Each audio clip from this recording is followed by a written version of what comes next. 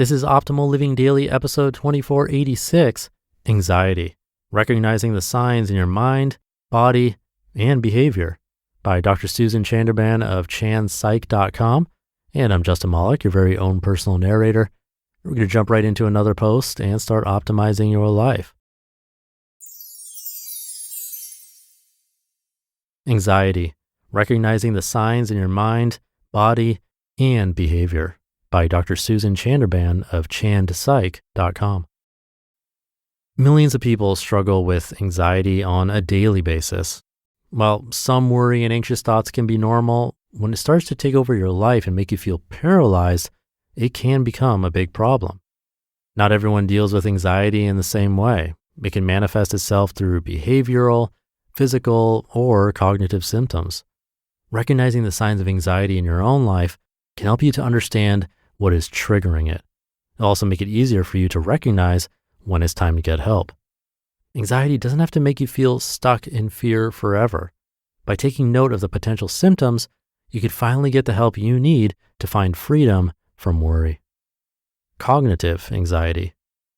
Do you find yourself constantly thinking about the worst case scenario? Do you avoid going places or spending time with people because you can only think about what will go wrong? Even if you want to participate in everyday things, you might think that you don't have the ability to handle them or cope if something bad does happen. This type of thinking is referred to as cognitive anxiety or worry. Worry is a cognitive avoidance strategy. It continuously perpetuates feelings of anxiety by distracting you. Instead of being able to focus on your underlying emotions and feelings, everything is masked by the worry, which makes anxiety even stronger.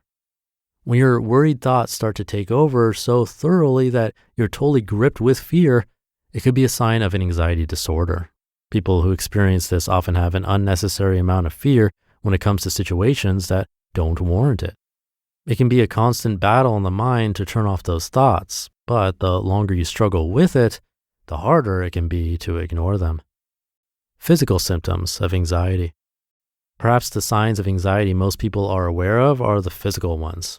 Again, it's important to note that everyone can experience these symptoms differently, but some of the most common ones include increased heart rate, sweaty palms, dizziness, fatigue, and nausea. Anxiety can cause feelings of intense worry or dread that manifest themselves in a variety of different physical symptoms. When they do, it's hard to concentrate on anything but those signs. You may even experience a panic attack, which is typically accompanied by feelings of overwhelming fear and intense physical symptoms. What is behavioral anxiety? Anxiety can also manifest itself through behaviors. Do you have such irrational fears about your spouse's well-being when you are apart that you text or call them frequently? Do you tend to limit how often you socialize or shorten the amount of time you spend at social events? These are both forms of avoidance, a common behavioral manifestation of anxiety. Avoidance feels good in the short term, but in the long term, it prevents you from learning that whatever situation you're avoiding is not that terrible and that you can actually tolerate the anxiety that you experience. When your fears are so strong that they influence the way you act and the things you do, it can have a negative impact on your life. You might end up doing things you later regret, or you can start to feel like you're missing out on significant parts of your life. Coping with anxiety. While some who struggle with anxiety may need professional help, there are some techniques that you can utilize day to day that research has shown are helpful for managing anxiety. Number 1, meditation. Consider integrating techniques like mindfulness meditation into your life. Mindfulness meditation cultivates our ability to inhabit the present moment in our day-to-day lives. Regular practice of mindfulness meditation shows that it is effective for increasing our ability to tolerate overwhelming thoughts and emotions. In fact, a recent review of research showed that people who were taught mindfulness meditation showed greater improvement in anxiety symptoms than a group who were taught stress management skills. Number 2, sleep. It's important for all of us to practice good sleep habits or sleep hygiene, but it's especially important if you struggle with anxiety, as anxiety contributes to poor sleep and poor sleep contributes to increased anxiety. And number 3, exercise. While the jury's still out on exact causal mechanisms, research shows that exercise can also benefit people who struggle with anxiety. It's likely that moderate to vigorous exercise, likely due to the impact of exercise on areas of the nervous system central to anxiety, leads to decreased anxiety. Getting help for your anxiety.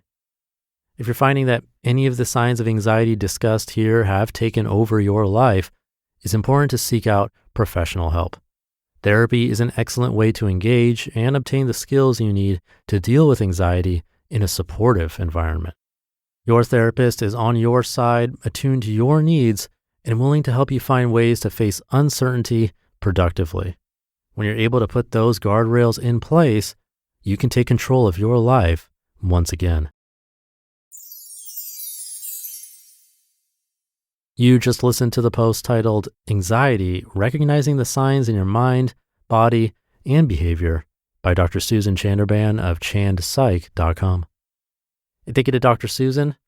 2 days in a row of psychologists that we get to hear from, which I love. These are doctors who have been practicing psychology for years, and they have to constantly be up to date with research and what's working in the field of mental health. So I always appreciate it when I get to read their work.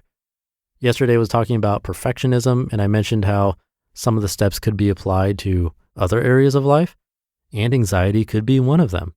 That's because those steps we heard aren't likely going to hurt us and are good things to try, and the same is true for today's article.